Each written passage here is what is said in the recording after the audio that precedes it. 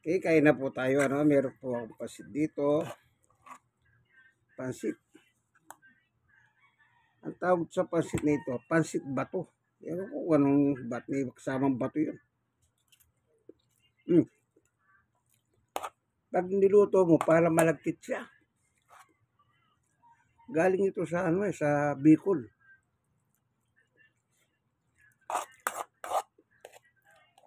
Maliliit yung ibla.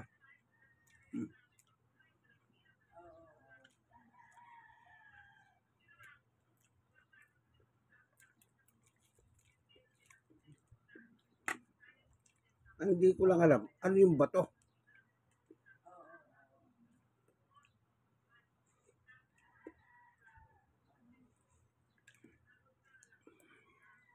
Hindi ko alam ano yung bato. Bakit may bato?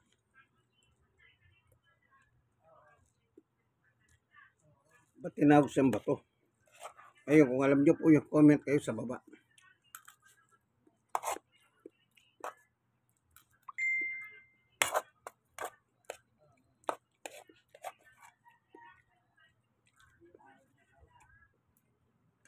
Tatandaan mo, Jody ba nag-usap tayo?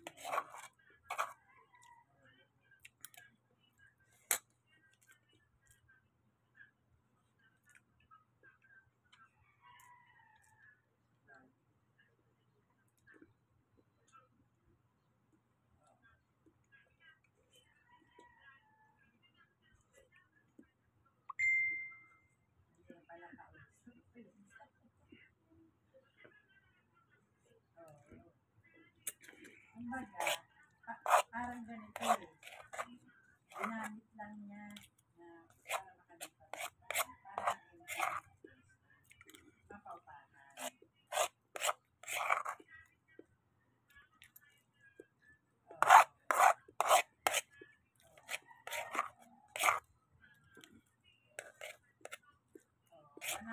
Walang isang salita.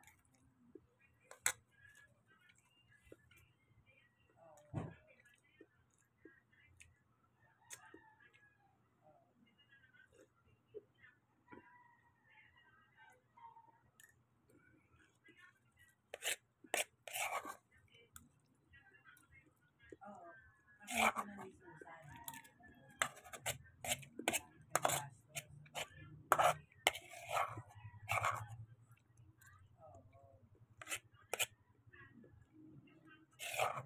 Susan.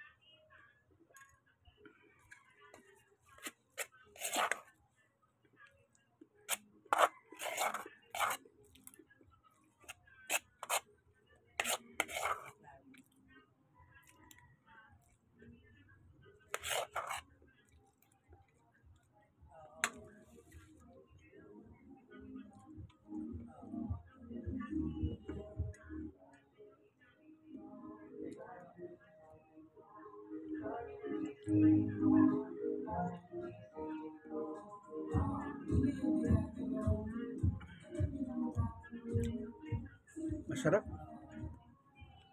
Masarap. Bigay ng Diyos. Siyempre, pag bigay ng Diyos, masarap naman talaga po eh. Ganun po talaga yan.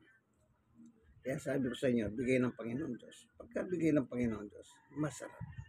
Garantisado, walang problema yun. Sige, hanggang dito na lamang po itong ating mintong video. Busog na ako. Baka maubos ko ito eh. Ay, konti na lang. Kasi,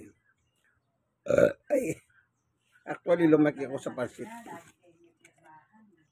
Alam niyo po, sa amin sa probinsya nung araw, mayroong isang restaurant. Yumaman sa pansit. Yumaman sa pansit. Bakit? Lahat ng tao doon gusto pansit eh. Kaya yumaman po yung restaurant na yun. Nagkaroon ng branch dito sa Maynila, sa Olongapo, Tarlac. Yumaman talaga. Nung panahon na yon sa kanila. Nung siguro, hindi ko magkamali, bumibili kami noon.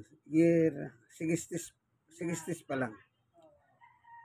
60s pa lang, 1960s. Mga elementarya pa lang ako. Yang restaurant na yan. Tuwing hapon, sunod-sunod na yung bumibili.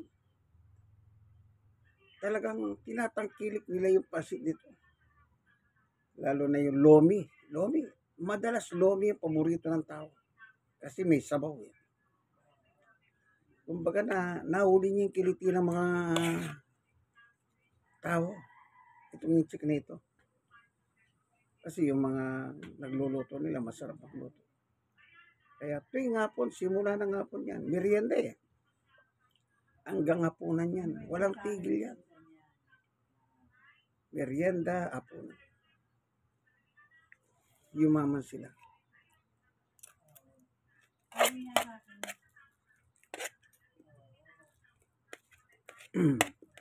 Kung kilala niyo po yung mga restaurant na kasi yan sinabi na sa akin. Antigua restaurant, sa Tarlac yun. Kung kilala niyo yung mga Sindis, yan. Yung may-ari ng mga yan. Mga bata pa lang sila noon. Anak sila ng inchik. Iniiral. Nagsiyama sila.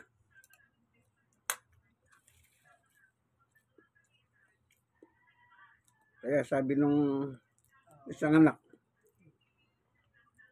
kanya nung asensado na sila. Ano na ako? Nasa college na ako. Sinasabi niya, lumaki kami sa pansit. Talaga pansit lang.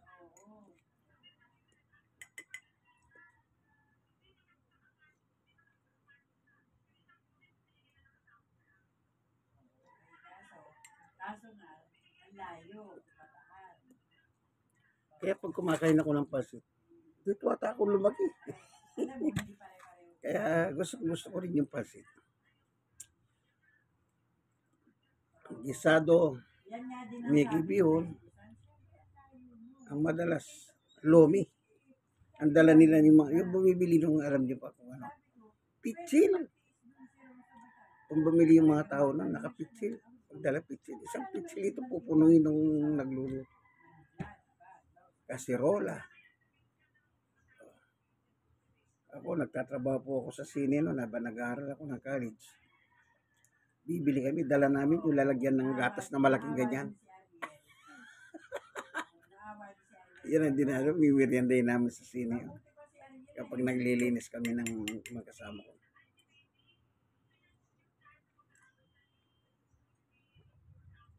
Kaya napakasarap. Pasit. Sige, hanggang dito na lamang po, no? Dakal po salamat. Kaya kayo kaluguran. Itong inyong kaibigan, Jesus. Christ alone. Ayan. God bless us all. Brother Manny Bautista.